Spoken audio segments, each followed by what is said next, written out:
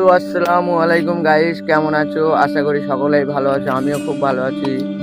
একটা দুঃখের বিষয় নিয়ে চলে এসেছি, মানে সামনে একটা ভাইকে দেখা পাচ্ছি, মানে তার থাকার জায়গাটাও নেই।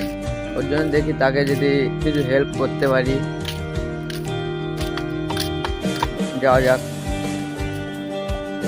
তো ভাই, তুমি এই ঠান্ডার মধ্যে থাকো কি করে? হ্যাঁ ভাই, আমার থাকার জায়গা নাই, তাই আমি এই পাশে মাঠের পাশে আমি ঘর করে থাকি ভাই।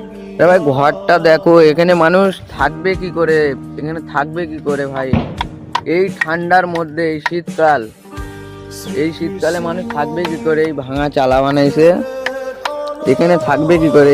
এই ঘর বাড়ি ঠিক করছে ভাইটা। ভাই, আপনার কেউ নেই বাড়িতে?